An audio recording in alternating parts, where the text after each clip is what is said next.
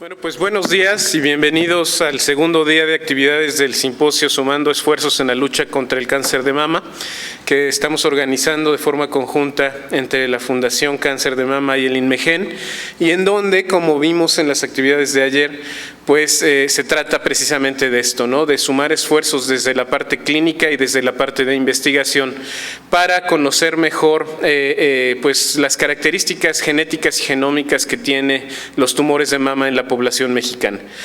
Ayer tocamos muchos puntos de relevancia clínica, que es el trabajo fundamental que hace el FUCAM y por el cual estamos tan agradecidos, y que sin esa parte clínica pues no podría haber investigación básica como la que hacemos nosotros, gracias a la solidaridad de las pacientes que acceden a través de la firma de su consentimiento informado a donarnos sus muestras para hacer investigación, al trabajo de los clínicos en el quirófano, el trabajo de los patólogos que nos confirman el diagnóstico, y finalmente cuando esa muestra llega aquí a los laboratorios del instituto, pues nosotros la trabajamos con toda responsabilidad para extraer de ahí el material genético, los ácidos nucleicos, y llevar a cabo una serie de análisis que nos han permitido realmente entender mucho mejor cuáles son las bases genéticas y genómicas de esta enfermedad.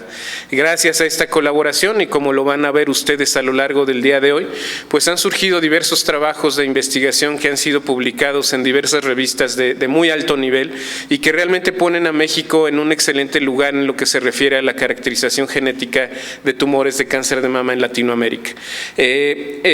A lo largo del día vamos a ver algunos de estos resultados, iniciando para iniciar nuestro programa en este segundo día de pláticas. Iniciaremos con la doctora Sandra Romero Córdoba de la UNAM, quien nos expondrá el tema Panorama Genómico del Cáncer de Mama en México. La doctora Romero es bióloga por la UNAM, graduada con honores, obtuvo el grado de doctora en ciencias con mención honorífica también en la UNAM, realizó su estancia postdoctoral en el Instituto Nacional del Tumor en Milán, Italia, y en el 2019 fue repatriada a México bajo la cátedra Salvador Subirán para incorporarse a la unidad de bioquímica del Instituto Nacional de Ciencias Médicas y Nutrición Salvador Subirán.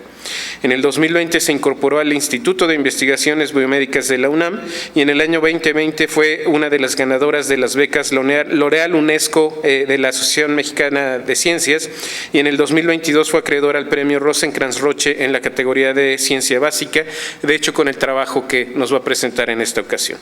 Sus intereses científicos abarcan el análisis experimental y bioinformático de las alteraciones multidimensionales del cáncer y otras enfermedades. Sus líneas de investigación se resumen en la caracterización de programas genómicos en células neoplásicas y el microambiente tumoral, y en definir a través del análisis integrativo cómo envejecen los tumores. Además de que también pues está llevando a cabo una línea de investigación de envejecimiento biológico acelerado en ciertos tejidos como la mama. Asimismo, evalúa la importancia de la comunicación e interacción celular a través de vesículas celulares y ha contribuido a la escritura de 35 artículos científicos con más de 3.785 citas, perteneciente al nivel 1 del SNI y egresada de uno de los laboratorios de aquí del instituto. Sandra, por favor. Agradezco mucho la invitación, es siempre un placer regresar a casa después de estar tantos años aquí. Y bueno, hoy tendré el gusto de presentarles el panorama genómico del cáncer de mama en México. Y bueno, pues desde que yo era estudiante con el doctor Alfredo Hidalgo Miranda, que pasé de la licenciatura al doctorado y colega y sobre todo amigo, es una de las visiones que tratamos de llevar. Partir del paciente, preguntarle qué pasa a la muestra del paciente para generar hipótesis.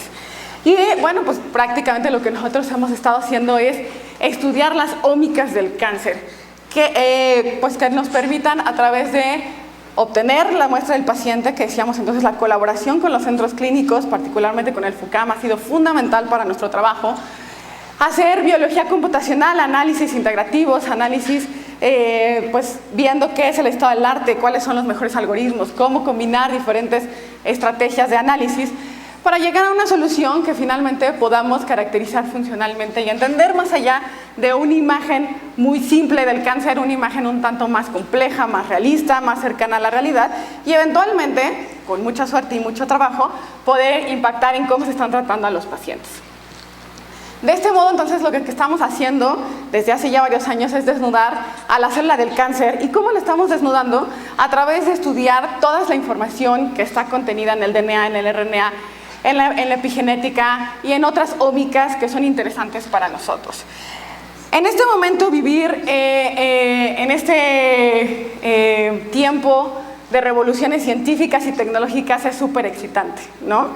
Hace 30 años no creo que los científicos imaginaran el nivel en el que hoy estamos en secuenciación, en generación de datos, en recurso computacional. Y bueno, pues prácticamente yo me siento como este individuo, ¿no? Viendo ya todo el escenario.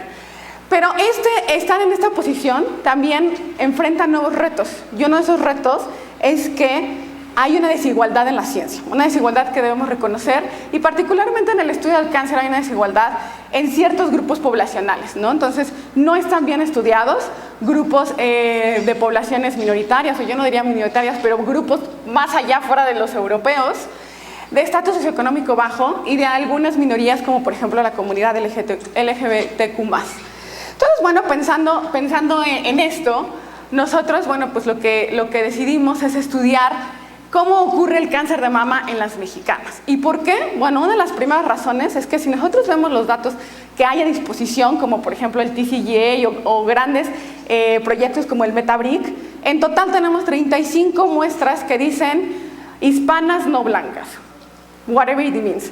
Pueden ser mexicanas, pueden ser de cualquier otro lado de Latinoamérica.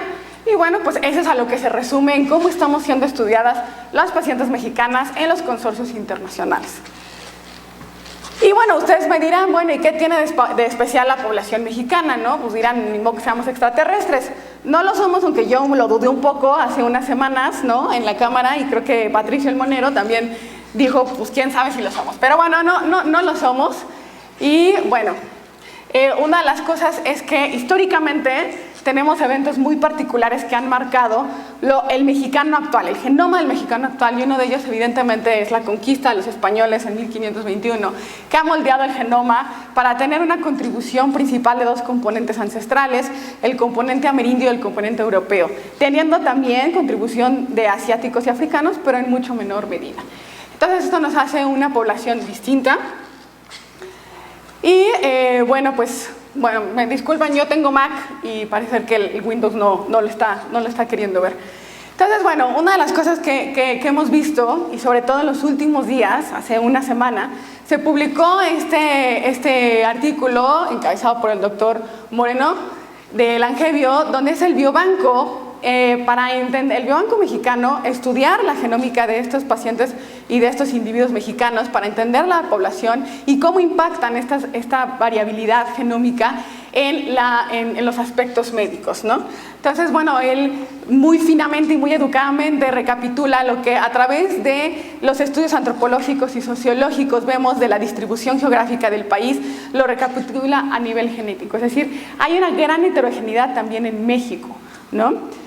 ¿Qué otra cosa sabemos del estudio genómico de las poblaciones mexicanas o de los individuos mexicanos? Bueno, pues una de ellas, y creo que en la que sí somos pioneros, no nosotros, pero nuestros colegas, principalmente la doctora Yanin Chavarri y Cintia Villarreal, que colabora con Jeffrey Weitzel, que es uno de los expertos, en definir estas variantes patogénicas, estas variantes de susceptibilidad de riesgo a cáncer de mama. Estamos hablando prácticamente de un cáncer de mama hereditario, ¿no? Entonces, bueno, incluso ya han hecho el ISPanel, ¿no? Muy en mi mente, cuando leí esto, vino esto a mi mente y es por eso que se los comparto. Entonces, ¿qué ponen? Bueno, pues ponen variantes que se han visto enriquecidas en las poblaciones latinoamericanas, incluso ponen variantes fundadoras mexicanas que se han visto prácticamente de origen y enriquecidas en mujeres mexicanas, ¿no? Entonces, bueno, pues esto es uno de los primeros panoramas que podemos ir viendo en cómo se está moldeando el estudio genómico en México. Y bueno, si bien sí tenemos nuevas aportaciones, muchas de ellas vienen de cortes mexicanas de Los Ángeles o Chicago. Y ustedes dirán, bueno, pues ¿cuál es el problema? Pues uno de los grandes problemas es que estamos dejando de lado una de las cosas que es el exposoma.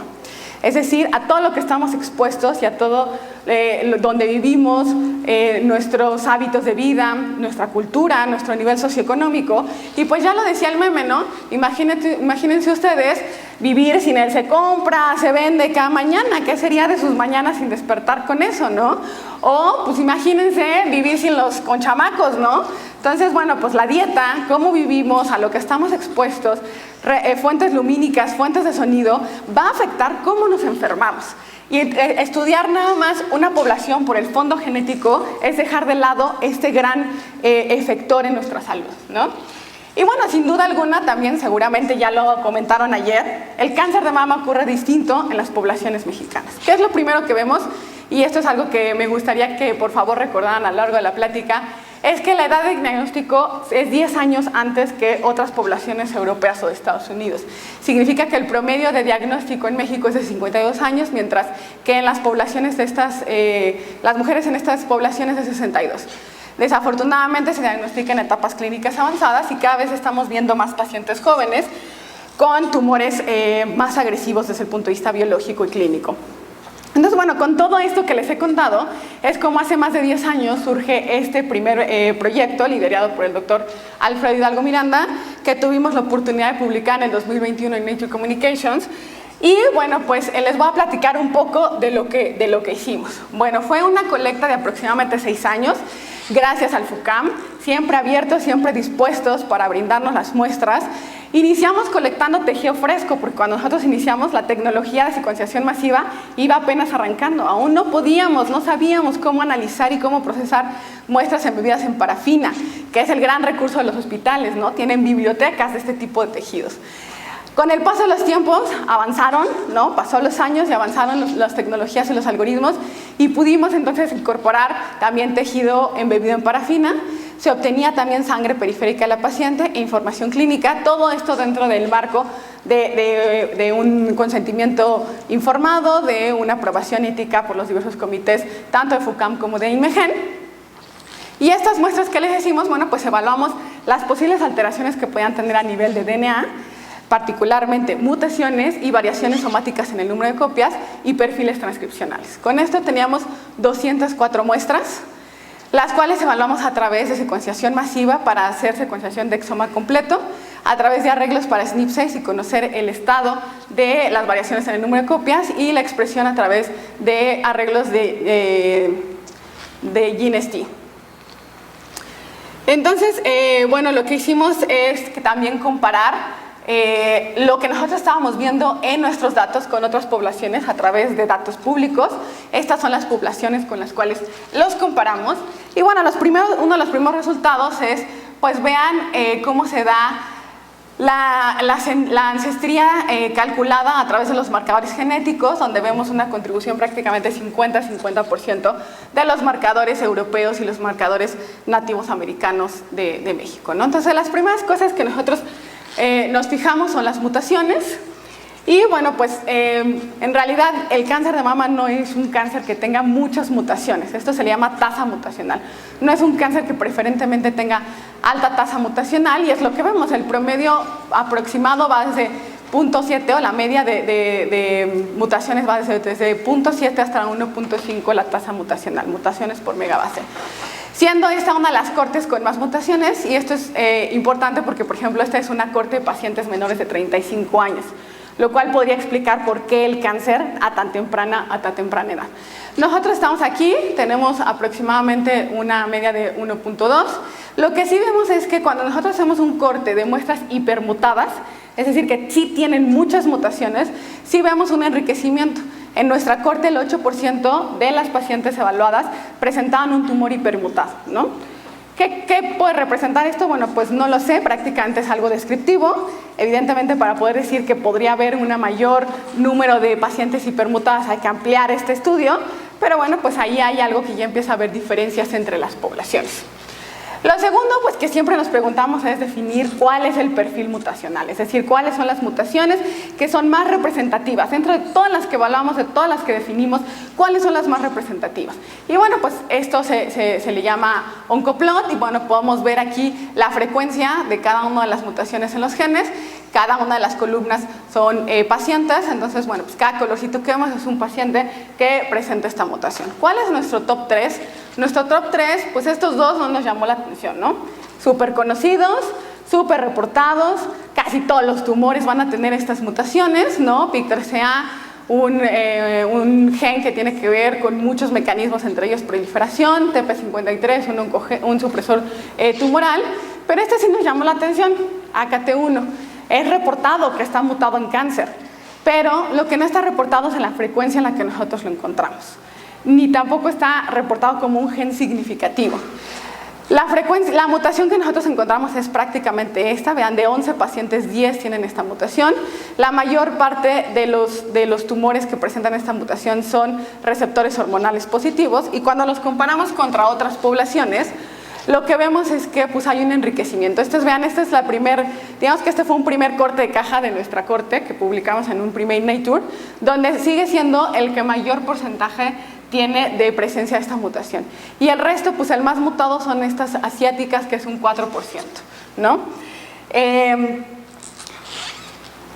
Bueno, entonces lo siguiente que hicimos, o la pregunta es, bueno, pues habría que confirmar, ¿no? Que estamos viéndolo. Y para confirmar, pues hay varias opciones. Pues seguimos colectando muestras y sobre esas muestras validamos, o nos esperamos a que alguien se interese en hacer alguna estrategia como la de nosotros. Y bueno, pues resulta que nos ganaron, y en el 2023, hace algunos meses, publicaron este artículo, donde de hecho toman gran parte de nuestros datos, hacen una comparación muy directa con nuestros datos, y lo que ellos hacen es caracterizar 146 muestras. También tomaron tejido embebido en parafina, tenían sangre e información clínica, y estas vienen del City of Hope, y bueno, son pacientes mexicanas habitando en Los Ángeles. ¿Qué es lo que hicieron en este paper? Bueno, hicieron secuenciación de exoma completo y RNA-seq para conocer prácticamente las mismas alteraciones que nosotros observamos. Y vean ustedes, estas son las dos gráficas. Esta es la que yo les mostré, mostrando a AKT1 como un gen significativamente mutado, y ellos en realidad, pues vean la frecuencia que encuentran, es 1%, contra el 8% que nosotros habíamos encontrado. ¿Por qué? Pues no lo sabemos. Podríamos decir, bueno, a lo mejor la cuestión ancestral podría ser distinta, pero en realidad cuando comparamos, vean sus análisis, se parecen mucho. Digo, los colores no, pero vean la contribución de cada uno de los componentes. No es desde el punto de vista de background genético. ¿Qué es? Pues que les gusta. Yo les propondría que tal vez es el ambiente, ¿no? Pero bueno, esto no lo sabemos y son de las cosas que están ahí. ¿Para qué nos sirve también conocer las mutaciones? No es simplemente que queramos conocerlas porque sí, sino que podemos tener nuevas búsquedas de esquemas terapéuticos, ¿no? Y bueno, nosotros es lo que tratamos de analizar. Por ejemplo, aquellas pacientes que están mutadas para PIK3CA, existen ya diferentes fármacos que tienen buena respuesta para estas pacientes. O AKT, existen inhibidores particulares para AKT1 o pan-AKT, es decir, que inhibimos la actividad de estas muestras. O HER2, si bien HER2 se da a través de la amplificación de la proteína, también estas pacientes que están mutadas suelen tener ganancia de función, es decir, son susceptibles de ser tratadas con anti-HER2. Con esto, bueno, pues tenemos un check en la primera alteración, que son las mutaciones. Segundo check, alteraciones somáticas en el número de copias. ¿Y a qué me refiero con esto? Amplificaciones de genes, es decir, que estamos ganando la secuencia y en algunas ocasiones posiblemente también la expresión proteica y de RNA mensajero. No siempre ocurre así. Y las deleciones, que son pues prácticamente la pérdida, ¿no? Entonces son pérdida y ganancia de material genético. Y en esto, bueno, no me voy a detener mucho. Lo que vimos es que sabemos que el cáncer de mama es un tumor que prefiere como alteración las alteraciones somáticas en el número de copias. Y lo que sí observamos es que las pacientes afroamericanas, pues sus tumores presentan un mayor número de alteraciones. Y esto, bueno, pues puede casar con que biológicamente tienen tumores mucho más agresivos, ¿no? Ciertamente es una población con tumores con mayor reto clínico, ¿no? ¿Qué encontramos? Bueno, pues encontramos algunas cosas nuevas, por ejemplo, esta amplificación en el brazo 16P, que alberga ciertos genes que podrían estar contribuyendo a los programas de cáncer. Encontramos cosas ya súper conocidas, como son estas amplificaciones, y en las deleciones lo mismo, encontramos algunas que son exclusivas para la corte de estudio que nosotros evaluamos. Y bueno, aquí es donde me gustaría tomar un poco más de tiempo, que es en el generador de las firmas mutacionales. Entonces, las firmas mutacionales es cómo ocurren las mutaciones a lo largo de todo nuestro genoma. Entonces, cómo ocurren las mutaciones generan una huella que es rastreable y una huella que es única, como nuestra huella dactilar, ¿no? Entonces, los tumores tienen eso mismo, nosotros podemos ir rastreándolos a través de los patrones de mutaciones en el genoma. Entonces, actualmente existen, bueno, no se ve, pero bueno, aquí estaba el catálogo de mutaciones que hay. Actualmente son 90 y tantas mutaciones, incluyendo inserciones de lesiones, variantes de dos bases o de una base. Y cada una de ellas puede tener una etiología distinta. Hay la que está asociada a quien fuma tabaco, a quien masca tabaco, al que consume toxinas, etcétera, ¿no? Particularmente en el cáncer de mama tenemos la firma 3 como una de las principales contributoras en los genomas del cáncer de mama. La firma 3, ¿de qué va? Pues son aquellos mecanismos que participan en la reparación del DNA a través de recombinación homóloga. Es un fenotipo que a veces llamamos BRCA-ness, es decir, que no tienen activos, es decir, cuando hay una alteración, cuando hay un daño al DNA, no hay quien lo repare y se van acumulando estos daños. La siguiente es la firma 213, que es la firma, son dos firmas distintas, pero que parece ser que tienen la misma etiología, de hecho se parecen bastante, y se le llama firma APOBEC. APOBEC es un sistema donde tenemos una mutagénesis, ya puede ser una mutagénesis hacia genomas exógenos como por ejemplo los virales o también a los genomas de la célula, ¿no? Para dar diversidad a nivel inmunogénico. Pero cuando este mecanismo se altera, pues empieza a mutar cualquier cosa, ¿no? Entonces pierde su función, pierde su objetivo y empieza a mutar cualquier cosa, incluyendo el genoma de las células, favoreciendo así entonces la aparición de un posible cáncer. Y finalmente, que esta está casi en todos los tumores, la vamos presente, son firmas tipo reloj. ¿Por qué tipo reloj?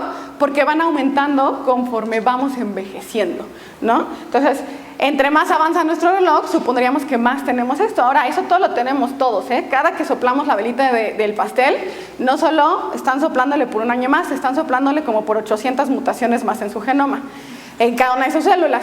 Entonces, y bueno, y si chupan y si fuman, pues ya se están sumando un poquito más de las que les estoy diciendo, ¿no? Entonces, ¿qué tiene de esto? Bueno, pues aquí tenemos las mutaciones observadas y la edad biológica. Vean cómo el resto de las firmas mutacionales no aumentan, no tienen ninguna correlación. Sin embargo, estas firmas de edad, entre más edad biológica tenemos, más enriquecimiento de estas firmas. Entonces, ¿por qué es importante conocer las firmas? Bueno, no solo porque podemos entonces entender cómo ocurrió el cáncer, sino porque también podemos entonces entender cómo tratar ese cáncer, cuál es el talón de Aquiles de ese tumor para entonces atacarlo directamente, ¿no? Algunos, por ejemplo, inhibidores de PARP, que hoy ya se están utilizando en los tumores triples negativos, inhibidores de APOE, y bueno, hoy hay un gran interés en desarrollar terapéuticas antiedad. Entonces, bueno, ¿qué fue lo que observamos? Bueno, primero cuando vimos otras poblaciones, lo que observamos es que, pues, era algo que ya conocíamos. Por ejemplo, las poblaciones afroamericanas tienen deficiencia en la firma 3, que es esta relacionada con el fenotipo BRCA-ness, con los mecanismos de reparación del DNA. Los descendientes europeos pues tienen una combinación entre la firma 3 y la APOBEC. Esta nuevamente, que es la de pacientes jóvenes menores de 35 asiáticas, pues tiene también este mecanismo BRCA-ness, que nuevamente podría explicar por qué les está dando el cáncer a pacientes tan jóvenes. Y cuando vemos las mexicanas, pues vean ustedes, la firma que más tenemos enriquecida es la de la edad. Pero no tenía mucho sentido, ¿se acuerdan que les dije nosotros solamente por probabilidad íbamos a tener pacientes más jóvenes? ¿Por qué? Porque nuestra población se diagnostica al menos 10 años antes el cáncer que en otras poblaciones. Cuando nosotros vemos esto, en esencia sí, tenemos un mayor porcentaje de pacientes menores de 45 años en la corte de estudio. Entonces, ¿por qué si tenemos pacientes más jóvenes? ¿Por qué tenemos una firma que se asocia a mayor edad? No tenía mucho sentido. Cuando lo dividimos entre pacientes jóvenes y pacientes más añosas, arriba de 45 años, ustedes ven el círculo externo es las pacientes más añosas, el círculo interno las pacientes jóvenes menores de 45 años. Seguimos viendo este enriquecimiento incluso en las pacientes jóvenes. No hay diferencia significativa estadística entre esta corte y esta corte, que es la de descendientes europeos e hispano-mexicanas, pero la edad promedio de estas pacientes jóvenes es 39, mientras que de estas es 44. Quiere decir que son 5 años más jóvenes y aún así tienen mayor enriquecimiento de la firma de envejecimiento. Esto también lo vimos reportado en el paper que salió hace unos meses. Vean ustedes, esta es la firma 1, la que está hasta acá arriba. Y vean cómo tiene una gran contribución, es la que más contribuye, entre más azulito es que hay mayor contribución. Y vean, pues aquí vamos más azulito, ¿no? Así como azul, como el mar azul, ¿no? Entonces, bueno, pues decían, a ver edad, pero vamos a ver si las dos cortes más o menos se pueden comparar. Pues se pueden comparar. Nuestra corte tiene una media de 52 años, mientras que la corte de estudio de ellos es de 48.7. Y aún así, en pacientes incluso más jóvenes, seguimos viendo el enriquecimiento de esa firma de edad. Entonces, ¿qué puede ser? ¿Es posible que el tejido mamario esté envejeciendo de forma distinta?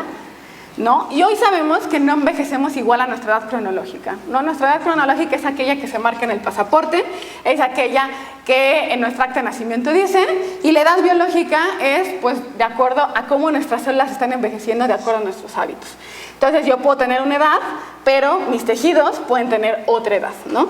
Y esto, bueno, ya ha sido discutido muy fuertemente en la literatura. Si nosotros vemos los hallmarks del cáncer y los comparamos contra los hallmarks de envejecimiento, hay claramente una intersección que pueden hablar de fenómenos muy similares, ¿no? Estamos hablando de un fenómeno común, pero a través de distintas visiones, ¿no? Uno una enfermedad y otro un proceso de envejecimiento. ¿Qué tienen estas pacientes que tienen enriquecida esta firma? Pues que tienen son mayormente positivas a hormonas. Esto se comprueba en el otro artículo que se acaba de publicar. Y bueno, eso puede ser una presión, ¿no? El tener un ambiente hormonal es una presión siempre, ¿no? Entonces, el tejido mamario está siempre bajo esa presión. Y estas pacientes más. La otra, la obesidad puede ser otra. Lo que vimos es que estas pacientes tienen un mayor porcentaje de índice de masa corporal en sobrepeso y en obesidad grado 1 y 2. Entonces la obesidad puede ser una de ellas. Y la obesidad, ¿cuál es la consecuencia? La inflamación. Entonces el tumor no está solo, el tumor viene acompañado de muchas células y entre ellas las células inmunes. Dentro de las células inmunes, pues dentro del microambiente tumoral, pues tenemos también adipocitos, altamente relacionados con la obesidad. Un adipocito asociado a cáncer obeso es totalmente distinto a uno que no es obeso, ¿no? De una paciente obesa. Entonces tenemos los macrófagos, tenemos los linfocitos T. Y estos que decíamos que pueden generar inflamación. Nosotros en el paper evaluamos esto a través de dos firmas, las firmas de citotoxicidad, que es la activación del linfocito, y a través de firmas de inflamación. Y vean ustedes, llevo su atención a este cuadro. Estas son las pacientes luminales A, que son positivas para los receptores hormonales. Y vean cómo tienen más actividad, vean la línea roja, que las poblaciones asiáticas y descendientes de europeas. Entonces, pues quiere decir que están con mayor estado inflamatorio, ¿no? Entonces, pues podría ser por ahí. Una de las cosas que nosotros no vimos por cómo cortamos los datos es esta firma 16 que nuestros colegas que acaban de publicar sí. Les llamó la atención, aquí está la firma 16, vean ustedes, nosotros también la tenemos, cuando comparan sus datos con los nuestros no hay diferencia, pero sí hay diferencia contra las no hispanas de TCGA. Entonces parece ser que sí tenemos enriquecida esta firma, no es muy claro para qué sirve la firma. O sea, no se sabe cómo está causada. Lo que sí se sabe es que está muy enriquecida en hígado y algo interesante es que podría tener contaminación de la firma 5 y la firma 5 es la otra firma de envejecimiento que también es asociada al reloj. Entonces, bueno, pues como que se empiezan a conectar ahí las ideas. ¿Qué estamos haciendo entonces nosotros para llevar a tener una idea mucho más clara de qué es? Bueno, pues primero pues es generar hipótesis y una de las hipótesis es realmente decir estamos envejeciendo de forma acelerada, de forma distinta. Esto se enriquece en la población mexicana y por tanto podría explicar por qué vemos el cáncer 10 años antes que en otras poblaciones. Pues es algo que tenemos que comprobar cómo, pues a través de relojes moleculares. Hoy por hoy existen muchos relojes moleculares, algunos medidos a través de marcadores sanguíneos que miden las funciones de diversos órganos y los relojes moleculares, que es donde yo me voy a concentrar. ¿Qué relojes moleculares tenemos? Uno de ellos, y creo que todos lo conocemos por la ovejita esta que clonaron, es el largo telomérico, ¿no? Y sabemos que el largo telomérico varía a lo largo de nuestros tejidos. En un mismo paciente pueden tener más largo telomérico, lo que quiere decir que es un tejido más joven, o menos largo telomérico, que quiere decir que es un tejido más viejo. Y este también va a cambiar conforme la edad. Entre más viejos somos, menor largo telomérico vamos a tener. El otro es pues el que ya les expliqué, ¿no? Las firmas mutacionales. Y particularmente la firma 1 asociada al reloj, donde vean cómo claramente vemos una correlación positiva entre mayor edad con el número de mutaciones de este tipo reloj. Y el otro, y uno de los más, creo, efectivos, son los relojes epigenéticos, a través de la metilación del DNA. Y existen una gran variedad, uno de los más famosos, Hobart, el de Levine, que fue postdoc de Hobart. Entonces, todos estos algoritmos están a disposición. Y bueno, pues ellos que han dicho, estos son tejidos normales, no son tejidos cancerosos o tejidos con alguna enfermedad. Y vean ustedes, uno de los principales tejidos que no tiene una correlación positiva entre la edad cronológica y la edad de metilación es el tejido mamario. Entonces ya nos están diciendo sí hay un aceleramiento de la edad, sí puede ocurrir esto, y bueno, pues entonces ustedes me dirán, bueno, pues ya la tienes fácil, ¿no? Pues ahora aplica a tus datos estos relojes de metilación, solo que pequeño detalle, nosotros nunca hicimos metilación. Y ya no hay tejido y ya no hay lana, ¿no? Gana sí, pero lana no. Entonces, bueno, pues ¿qué es lo que tenemos que hacer? Y es lo que estamos haciendo ahorita, es derivar relojes subrogados. ¿De qué? De lo que sí tenemos, que es perfiles de expresión de RNA mensajero. Entonces estamos haciendo eso a través de técnicas de inteligencia artificial, de data science, para entonces poder, a través de modelos de inteligencia artificial, predecir la edad biológica basado en los perfiles de expresión de RNA mensajero y clasificadores para decir si una muestra tiene o no acelerada la edad. Entonces en eso estamos trabajando en este momento. Si bien existen ya abordajes de esto, la mayor parte, o sea, ya se han hecho, hay varios artículos donde dicen vamos a dividir a los pacientes en jóvenes y añosos, ¿no? Pero lo dividen por la edad cronológica. ¿Qué están asumiendo ellos? Que la edad cronológica es la misma que la edad de metilación. ¿Qué estamos asumiendo nosotros? Que esto no es cierto. Entonces, este es el abordaje que no ha sido abordaje en la literatura, y por otro lado, no han visto las diferencias a nivel poblacional, ¿no? Entonces, ¿qué es la otra cosa que queremos preguntarnos? ¿Este envejecimiento es local o es sistémico? No lo sabemos, ¿no? Podría ser sistémico si es por lo que estamos expuestos, pero a lo mejor es que el tejido mamario, por todas las presiones que ya dijimos, es más susceptible a envejecer. ¿Cómo lo hacemos? No es fácil, y sobre todo porque no es fácil porque no podemos andar biopsiando a cualquier mujer y decirle, deme un pedazo de su seno, ¿verdad? Entonces, ¿qué es lo que tenemos como una opción subrogada? Pues lo que está en nuestra circulación, ¿no? Siempre hay chismes en nuestra circulación y podemos obtener información de ello. Y entonces, bueno, pues ¿qué es lo que proponemos? Pues es a través de la sangre con un abordaje de biopsia líquida. ¿Cómo? Pues para saber qué es lo que es local, que suponemos que el tumor y el ambiente tumoral está generando, pues estudiar todo esto que hay en el plasma o en el suero, ¿no? Que son vesículas, RNA, metabolitos, DNA.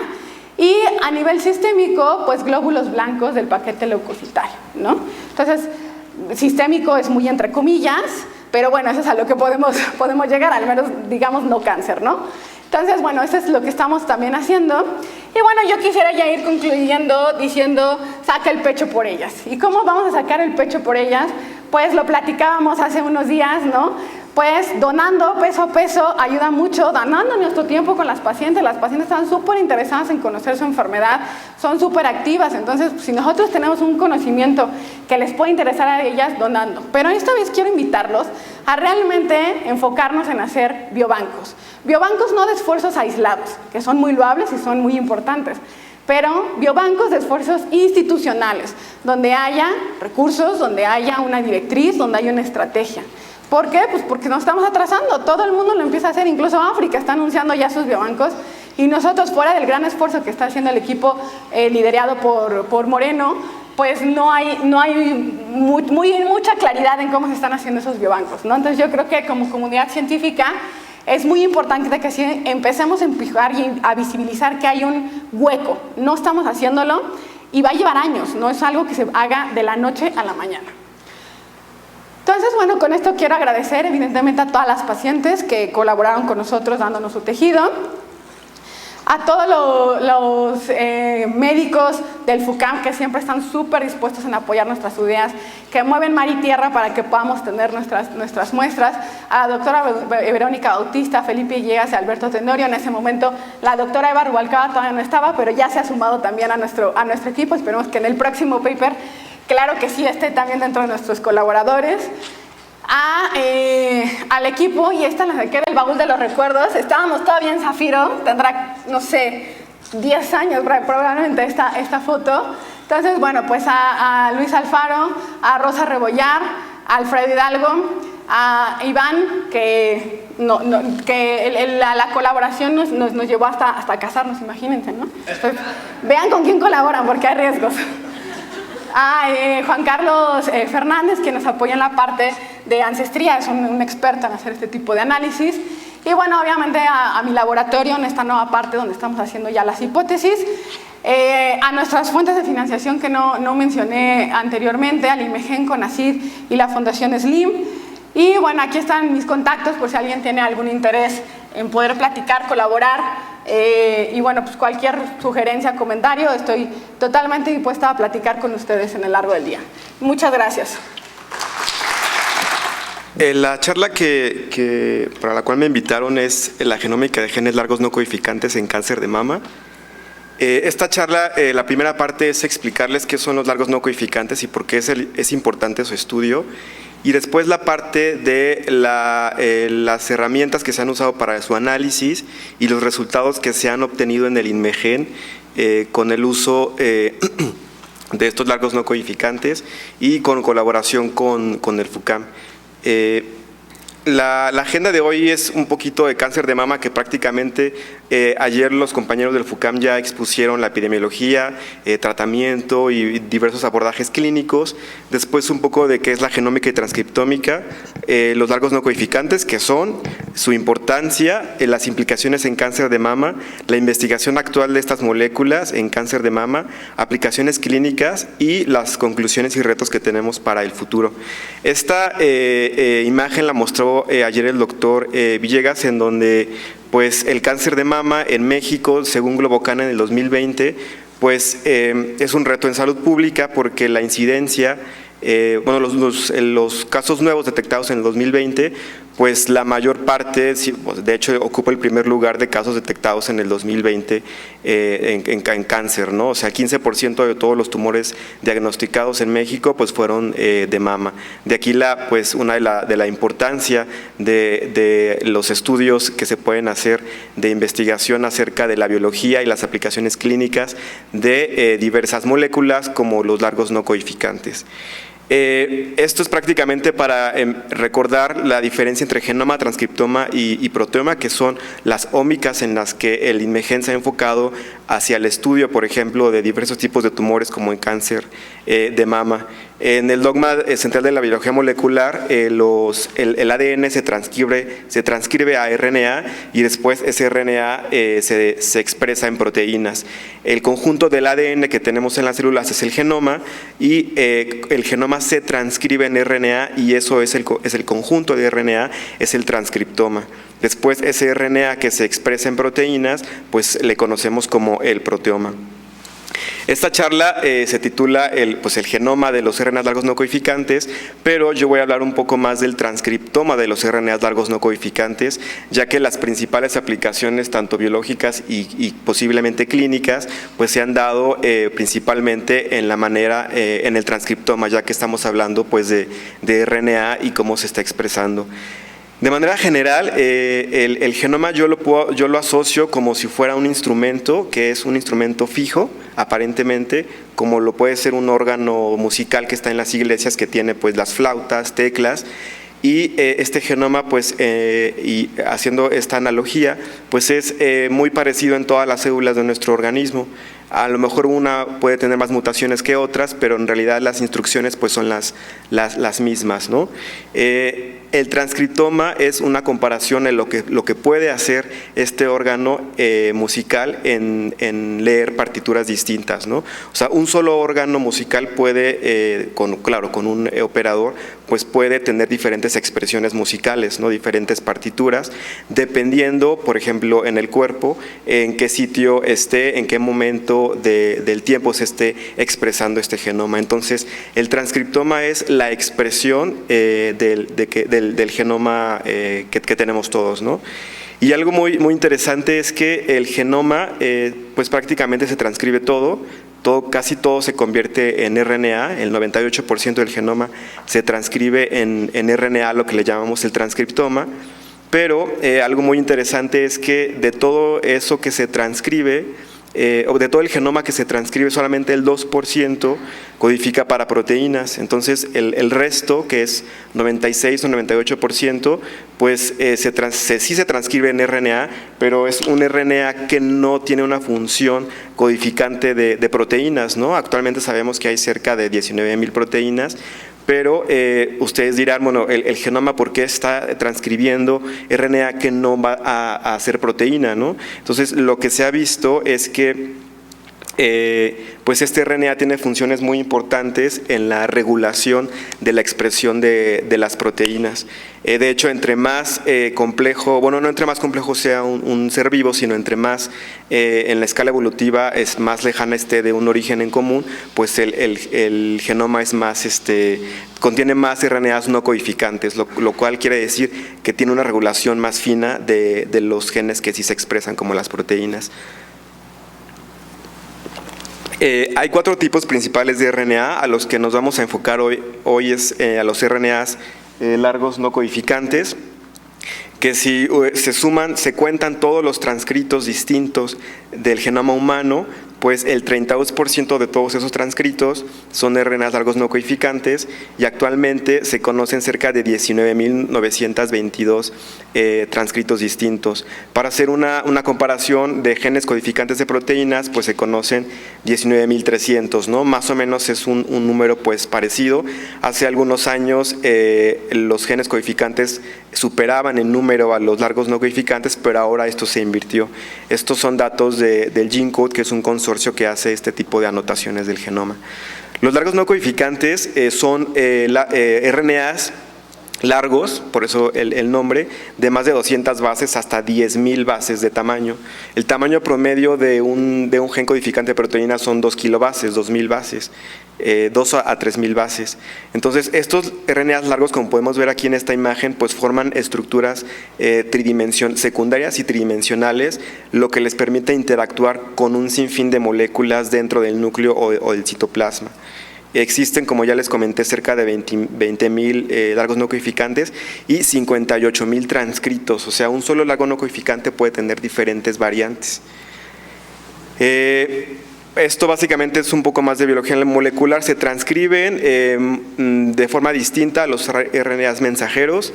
Los RNAs mensajeros que codifican para proteínas, como vimos anteriormente, para HER2 o receptores de estrógeno o cualquier otra proteína importante, pues están aquí mostrados en azul. Y los largos no codificantes pues se transcriben del genoma, pero en formas muy diferentes. Pueden ser genes antisentido, se pueden transcribir a partir de regiones sintrónicas, etcétera. La idea que les quiero dar con esta introducción es que estas moléculas, a diferencia de los RNAs mensajeros, pues tienen un sinfín de funciones.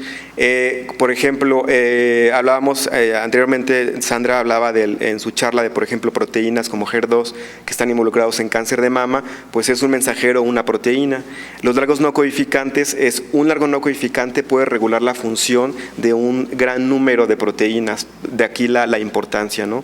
¿Cómo regulan la expresión? Pues con una serie de mecanismos que no voy a profundizar tanto para ir avanzando en la charla, pero básicamente tienen un efecto antena en el que la desregulación de un solo largo no codificante puede desregular un gran número de genes mensajeros que al final producen proteínas y pues son los que nos dan el fenotipo. Esto es una imagen de cómo los puntos amarillos, que son largos no codificantes, pues pueden interactuar con diferentes RNAs mensajeros que dan el fenotipo, que están mostrados en rojo, ¿no? Entonces aquí un solo largo no codificante pues puede regular la expresión de más mensajeros. Teniendo esto en mente y la importancia biológica que se ha descubierto tiene como 15 años, 10, 15 años que se empezó a estudiar estas moléculas largas. Ahora, lo que sabemos es que tienen una participación muy importante en cáncer. Esta es una imagen que muestra las características distintivas de cáncer que se han ido aumentando. Antes eran 6, luego fueron 10, ahora son 14. Entonces han ido aumentando. Son características distintivas que tiene el cáncer, como la proliferación sostenida, la evasión de la respuesta inmune, reguladores inmunológicos, inducción de angiogénesis, etcétera. En cada uno de estos hallmarks del cáncer se han asociado ya largos no codificantes que están regulando pues el fenotipo de cada una de estas características distintivas, ¿no? Aquí, por ejemplo, se muestran la lista de largos no codificantes que ya se han descrito en general en cáncer. En cáncer de mama, desde el 2015 pues se vio que haciendo una comparación de tejido normal de mama con tejido tumoral, midiendo la expresión de los largos no codificantes, es decir, el transcriptoma de estos largos, pues se vio que hay una desregulación, ¿no? En este estudio se vio que cerca de 1.150 largos pues estaban desregulados, en donde, por ejemplo, en tejido normal es muy homogénea la expresión de estas moléculas. Aquí pues esto está subexpresado, pero si se compara con el tejido tumoral pues está totalmente desregulado y heterogéneo. Si los largos no codificantes no tuvieran una implicación en cáncer, pues veríamos aquí esto azul y esto también azul, o aquí esto amarillo y esto también amarillo. Entonces este estudio dio pauta a que son importantes de estudiar y posiblemente puedan estar involucrados en la biología o poder ser usados como biomarcadores en alguna parte del tratamiento, del seguimiento de las pacientes, ¿no? Tan así que estas moléculas recapitulaban la clasificación que se da por PAM50, que es este clasificador basado en RNA mensajero, que clasifica a los tumores de mama en 4 subtipos. Entonces, usando esas moléculas, se vuelven a clasificar las mismas muestras en esos 4 subtipos que tienen importancia biológica y clínica en el manejo, ¿no? Entonces, actualmente se han hecho varios estudios acerca de estos largos en mama y su implicación biológica. En esta tabla, por ejemplo, podemos ver una lista de largos no codificantes que tienen una función específica descrita ya sea en cultivos celulares o en diferentes modelos humanos, ¿no?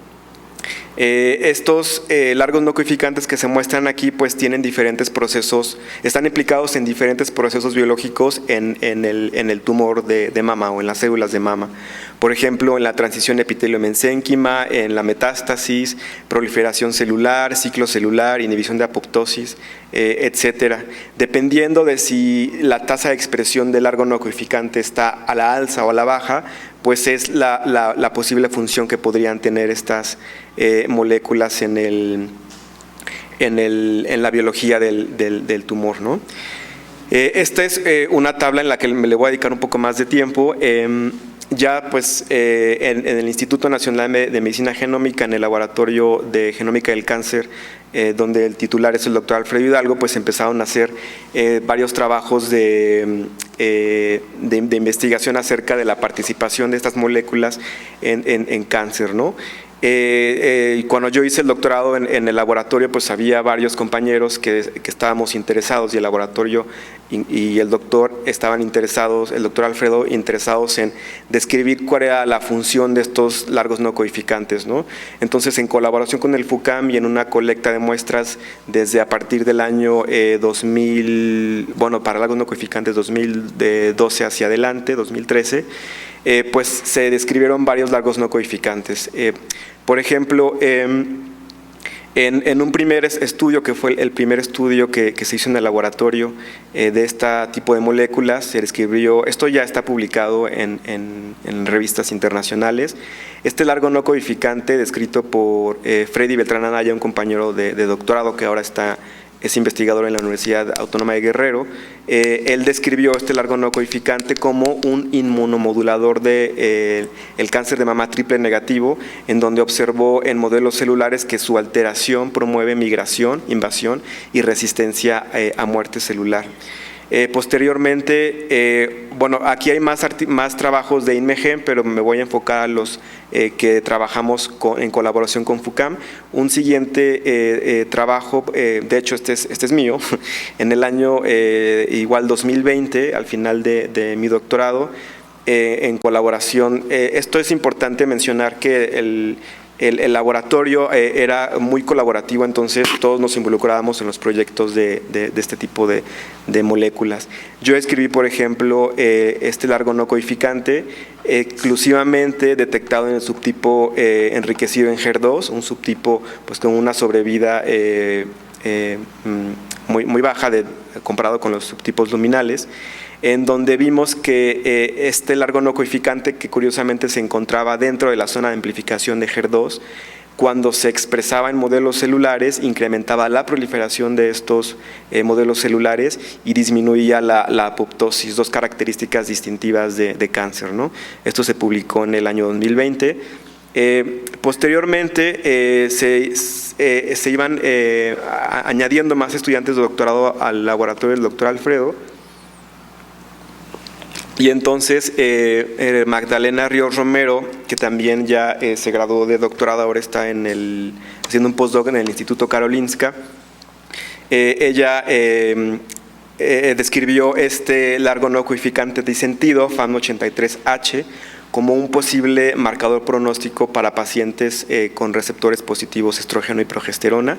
Ella, de hecho, en esta publicación se aprovecharon el minado de bases de datos, o sea, tanto de datos obtenidos de FUCAM como con el minado de datos internacionales, y hacer comparaciones de estos datos o juntarlas y hacer una descripción más amplia, ¿no?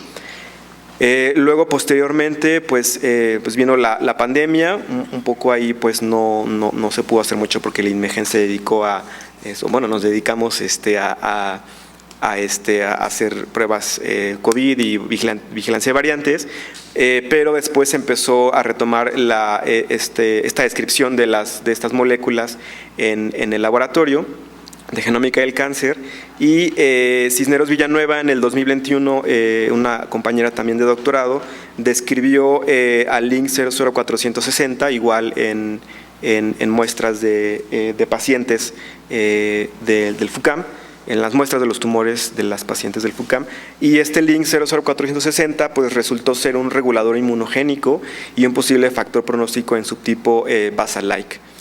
Posteriormente, Fonseca Montaño, que también fue un estudiante de doctorado del laboratorio, describe el link 00426 como un potencial predictor de sobrevida global en subtipo luminal B. La idea de esta diapositiva es comunicarles que ahí la regulación de los largos no coeficientes tiene pues vimos que había cerca de 1.150 largos no coeficientes que todavía pues no estaban descritos, y la idea es ir describiendo cuál es la función. Las herramientas que hay ahora para el manejo de cáncer de mama basados en RNA mensajero pues surgieron con base en el estudio de las moléculas desde la investigación básica como la que les estoy presentando en este momento. Entonces, la aportación que hace el INMEGEN y diferentes instituciones en estudiar desde la ciencia básica cuál es la función de estos largos no coeficientes, pues en algún momento podrían apoyar a tener una relevancia clínica. Ya hay varios largos no coeficientes estudiados en otras partes del mundo, en donde sí que tienen o que ya han empezado a tener una relevancia clínica importante. Esta es una lista de aproximadamente 9, en donde, por ejemplo, vemos que hay largos no coeficientes que ya está validado que tienen una molécula para evaluar el pronóstico desfavorable y metástasis, como HOTAIR. Por ejemplo, también este largo no coeficiente EGOT-1 para la evaluación de las pacientes que puedan responder o no a tratamiento con paclitaxel. También resistencia a tamoxifeno, etcétera, una serie de listas, de esta lista de relevancias clínicas, promoción de la tolerancia a trastuzumab, sensibilización de las células de cáncer de mama a 5-FU. Entonces, esto creo que es un área de gran oportunidad que puede empezar a apoyar, igual a lo mejor unido en conjunto con las pruebas que ya existen con RNA mensajero o solamente largos no coeficientes. Retomo esta porque les he presentado una lista de muy pocas moléculas que hasta ahora son las que tienen más impacto, pero es porque no se han estudiado todas. Entonces apenas estamos empezando con esta aplicación, estamos tratando de entender para qué sirven los RNA largos no coeficientes, y después, ya teniendo esta investigación básica, el siguiente paso es cómo los podemos aplicar en cáncer de mama. Hay una revisión de este año en donde esta me gustó porque mencionan cómo estas moléculas largos no coeficientes están ya siendo usadas en ensayos clínicos y en ensayos preclínicos. Ensayos clínicos registrados en la FDA, quien lleva los clinical trials en Estados Unidos, pues hay principalmente 3 ensayos registrados. De hecho, uno de ellos, les voy a platicar ahorita de qué se trata, ya terminó de reclutar, va a terminar de reclutar en este año. Pero también hay estudios preclínicos de estas moléculas, de estos largos no codificantes, con una función biológica ya descrita, pero que están buscando una posible aplicación en la clínica, como como un marcador predictivo para la respuesta a radioterapia, etcétera, como podemos ver en esta diapositiva. Entonces, de aquí que les voy a explicar este ensayo clínico usando una firma de RNAs mensajeros en conjunto con una firma de RNAs largos no codificantes. La idea de esta firma es de este ensayo clínico, es comparar la eficacia y seguridad entre 3 grupos de pacientes con 3 tratamientos distintos. La idea es que esta firma se mide en los tumores y puede predecir si las pacientes son de alto riesgo o de bajo riesgo.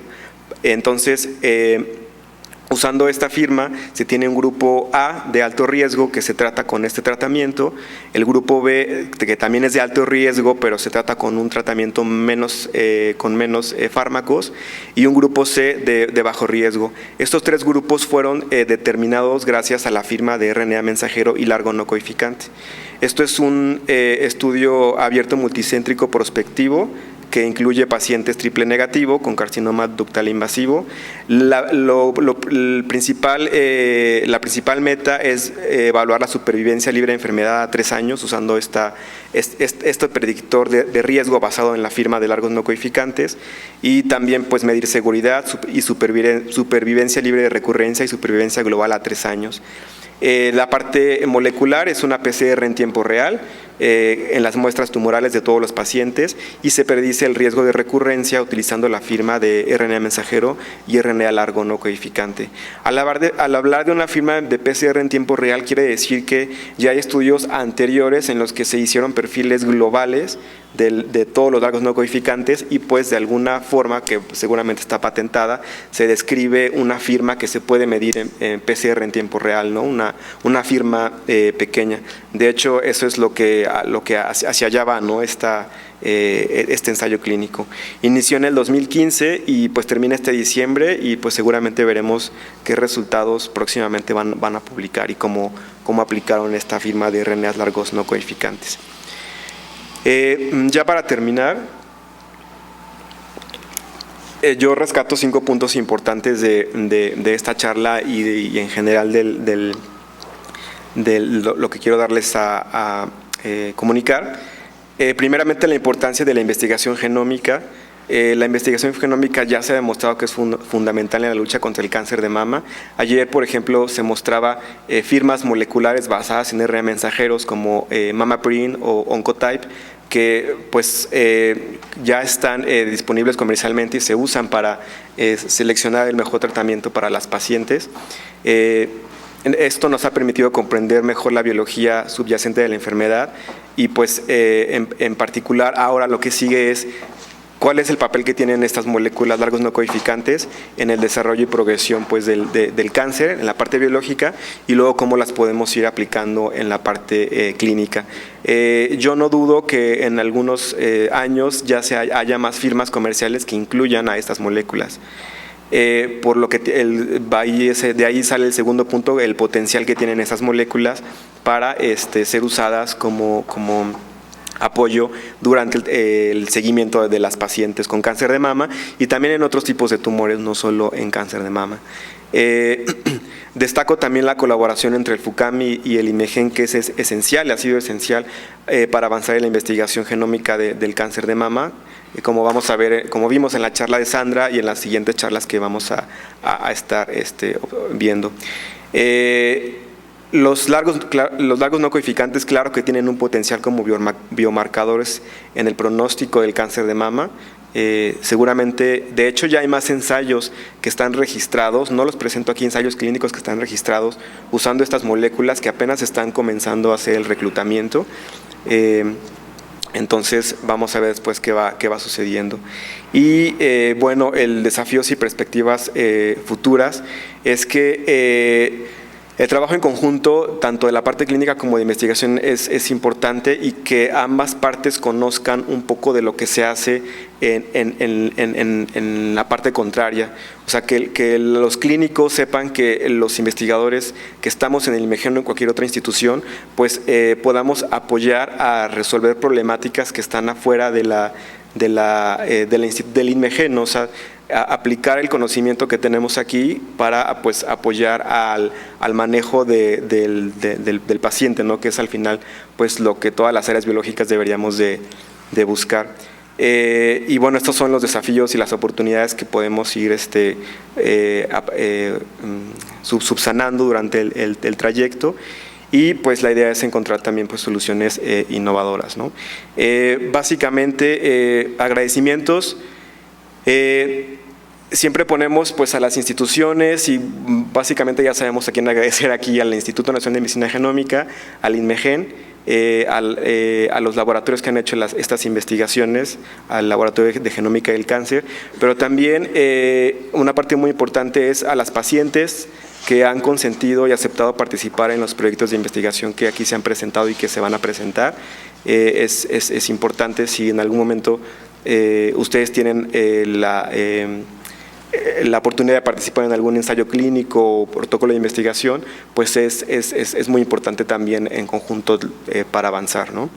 Y pues prácticamente esto es todo. Muchas gracias.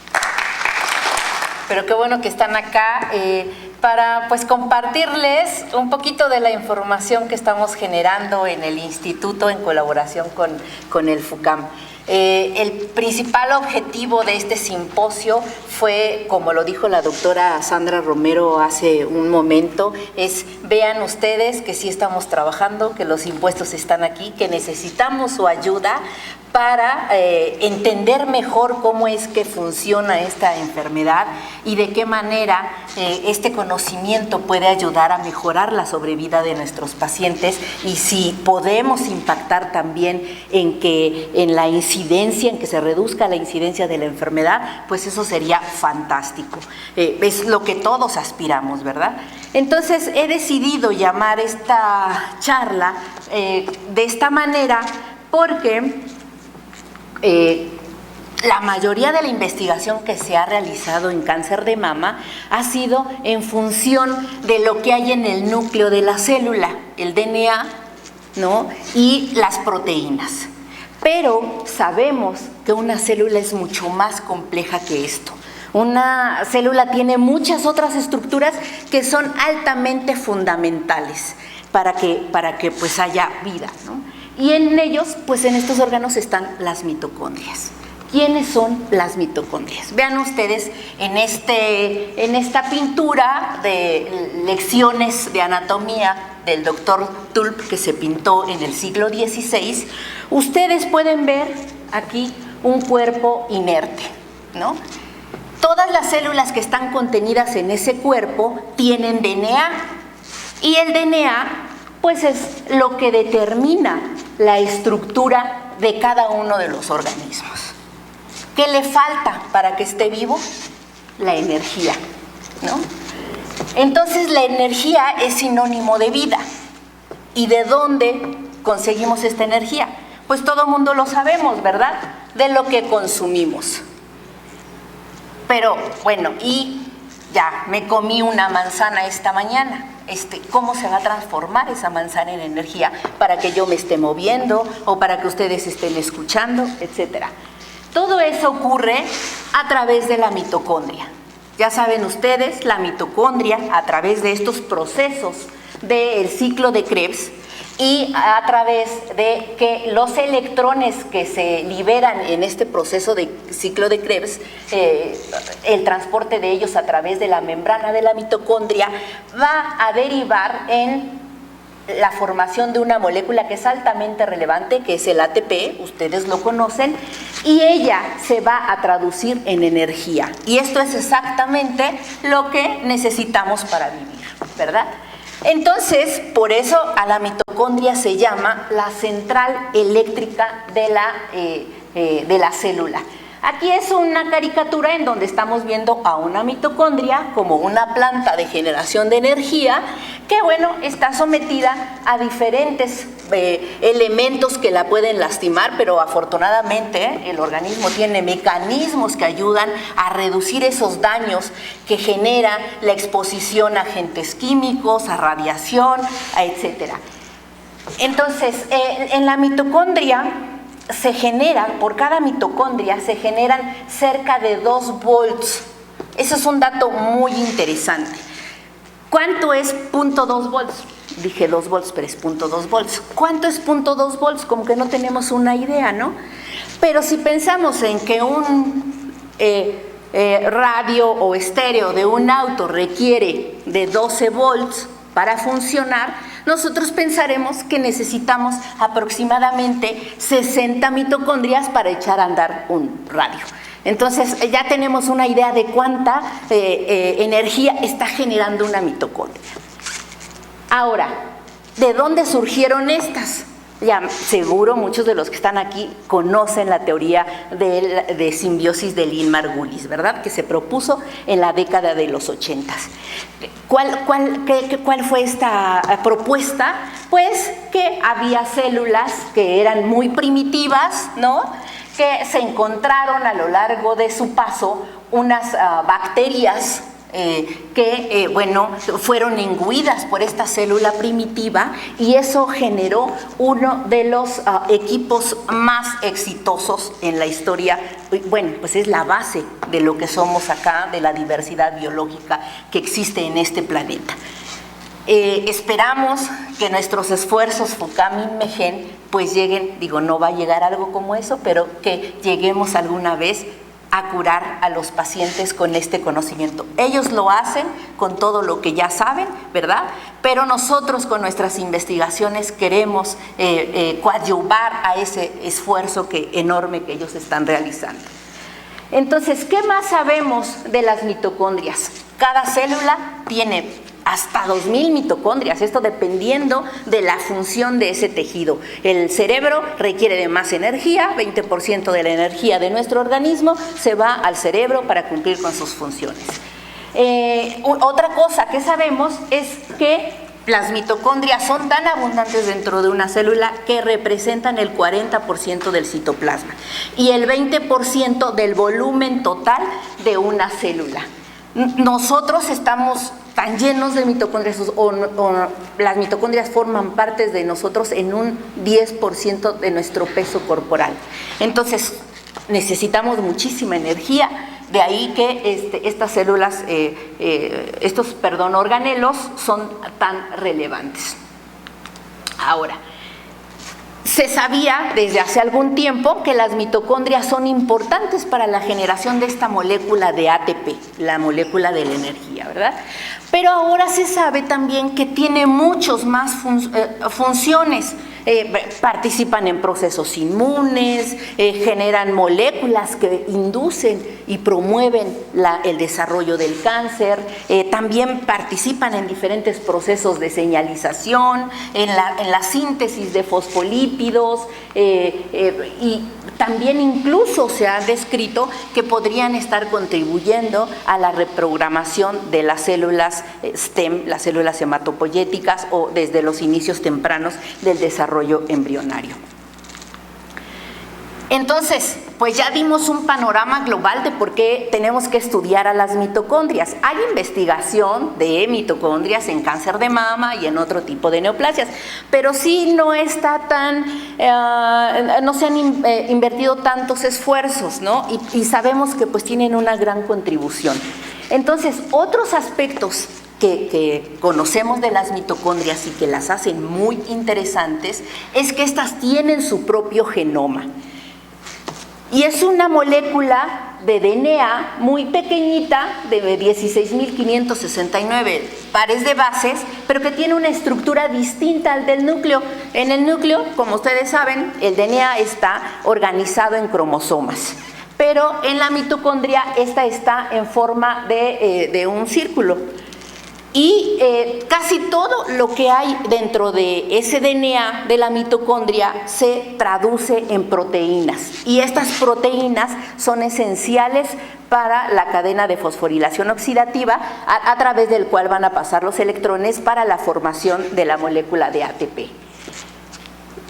Tiene muchas otras características el genoma de la mitocondria, pero otra que es altamente relevante es que, como les comentaba a ustedes, cada célula tiene muchas mitocondrias, y estas mitocondrias pueden tener la misma secuencia de DNA, o algunas mitocondrias tener una secuencia de DNA y otras tener algunas mutaciones dentro de sus moléculas de DNA.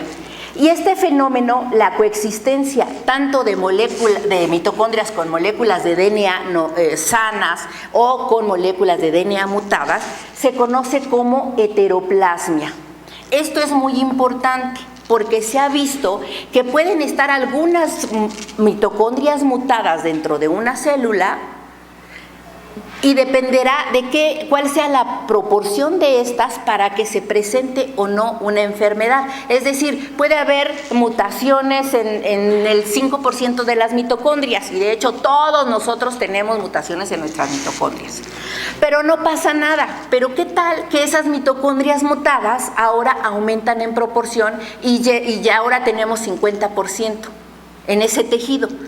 Eso sí puede traducirse en algo patológico, y es muy interesante porque hay algunas enfermedades que se han descrito que con 30% de mutaciones en una mitocondria da un fenotipo como ceguera, por ejemplo, pero si se sube a 60% ahora da diabetes. Entonces, ¿qué están haciendo esas mutaciones? ¿Por qué esa diversidad de efectos en el fenotipo de un individuo dependiendo de la proporción de las mutaciones en las mitocondrias? Entonces, bueno, esto también las vuelve más complejas de estudiar. ¿Qué más sabemos de ellas? Que todos los que estamos aquí tenemos las mitocondrias que heredamos de nuestra mamá, de nuestra abuela.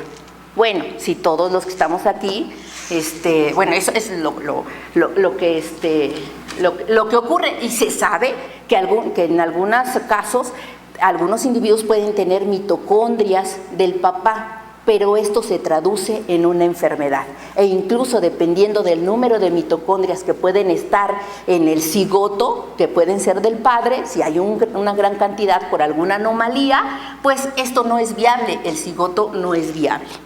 Entonces, vean ustedes también ese dato súper interesante. Y esto da pie a pensar que todos los que estamos aquí tenemos mitocondrias de origen nativoamericano. Si es que no hay alguien que tenga mamá caucásica, abuelitas caucásicas, ¿verdad? O de origen afrodescendiente. Pero casi todos los mexicanos, la población mestiza mexicana tiene mitocondrias de origen nativoamericano. ¿Y por qué esto es importante? Pues porque ya lo comentó la doctora Romero hace un momento. Nuestra historia de conquista, ¿verdad?, es lo que ha definido que de alguna manera, en donde la constante era un matrimonio entre europeo y nativoamericana, porque ya saben que durante la conquista muchos de los varones fueron aniquilados, de los nativoamericanos, y entonces esto fue más común, y por eso nosotros tenemos este tipo de mitocondrias. Pero ¿por qué podría ser esto relevante? Bueno, voy a regresarme antes de pasar esto. ¿Por qué podría ser relevante? Porque, como lo comentó la doctora Romero hace un momento, la edad de presentación de la enfermedad del cáncer de mama en nuestro país es menor a lo que se ha descrito en otras poblaciones, particularmente en las poblaciones caucásicas. Entonces, ¿podría nuestra ancestría tener podría responder a esta diferencia cuando hablamos en términos del genoma mitocondrial? Esa es una de las preguntas que dieron pie al desarrollo de este proyecto de investigación. Entonces, ¿qué sabemos en relación a las mitocondrias y el cáncer? Este investigador alemán, Otto Warburg, recibió el premio Nobel por sus investigaciones. Fue el primero que observó que las células tumorales tomaban gran cantidad de glucosa, a diferencia de las normales, ¿verdad? Tomaban gran cantidad de glucosa del medio en el que crecían, y estas producían lactato en lugar de producir piruvato, aun cuando había oxígeno en el medio.